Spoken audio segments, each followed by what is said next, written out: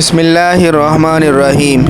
اسلام پوری انسانیت کے لیے امن و سلامتی کا ضامن ہے اور اس کی تمام تر تعلیمات بھی خود امن و سلامتی کی ہدایات پر مشتمل ہیں۔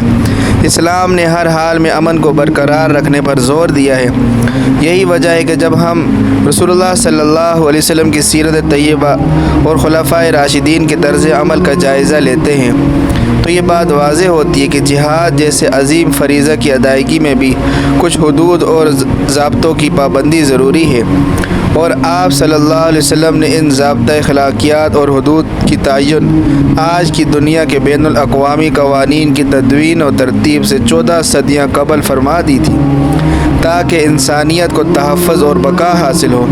چنانچہ اسلام نے زخمی، معذور، مزدور، مریض، ہتھیار ڈالنے والے اور قیدی، عابد جو عبادت کرنے والا ہے، مذہبی پیشوا، بوڑھے، بچے، خواتین، معالجین اور طبیب وغیرہ، کھانے پکانے والے، خدام اور جنگ سے بھاگنے والے اور امان طلب کرنے والے، عام شہری اور باغات، درخت اور مفاد عامہ کے وسائل کو خراب کرنا، ان تمام چیزوں پر پابندی لگائی ہے۔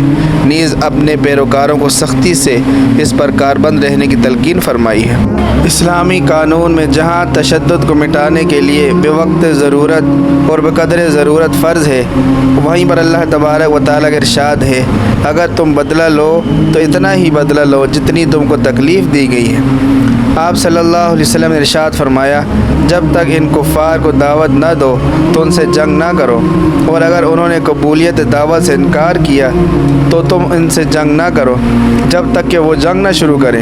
پھر اگر وہ جنگ شروع کریں تو ان سے نہ لڑو یہاں تک کہ وہ تم میں سے کسی کو قتل کر دیں۔ پھر انہیں مقتول کی لاش دکھا کر کہو، کیا اس سے بہتری کی طرف کوئی راستہ نکل سکتا ہے؟ پس اگر اللہ تعالیٰ تمہارے ذریعے کسی کو ہدایت نصیب کرے تو یہ تمہارے لیے اس سب کچھ سے بہتر ہے جس پر سورج طلوع اور غروب ہوا۔ حضرت عمر رضی اللہ تعالیٰ عنہ کا خالد بن ولید رضی اللہ تعالیٰ عنہ کو کمانڈر کے عہدے سے معزول کرنے کا ایک سبب یہ تھا کہ یہ حضرت خالد بن ولید رضی اللہ تعالیٰ عنہ کی کمان میں لڑی جانے والی جنگوں میں دشمن بڑی تعداد میں مارے گئے تھے۔ چنانچہ حضرت عمر رضی اللہ تعالیٰ عنہ نے یہ کہتے ہوئے انہیں معزول کیا کہ خالد کی تلوار بہت تیز ہے۔ آپ رضی اللہ تعالیٰ عنہ کو حضرت عمر بن العاص رضی اللہ تعالیٰ عنہ کی جنگ کم خون بہنے کی وجہ سے پسند تھی۔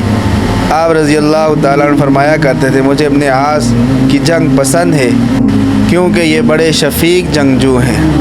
آپ صلی اللہ علیہ وسلم نے ارشاد فرمایا کہ لوگوں، دشمن سے مقابلے کی آرزو نہ کرو بلکہ اللہ تعالیٰ سے عافیت مانگو، لیکن اگر دشمن سے مقابلہ ہوا تو صبر کرو۔ نیز احادیث سے یہ بات ثابت ہے کہ اعلان جہاد سے پہلے دشمن کو 3 صورتوں میں سے کسی ایک کے اختیار کرنے کا موقع ضرور دینا چاہیے۔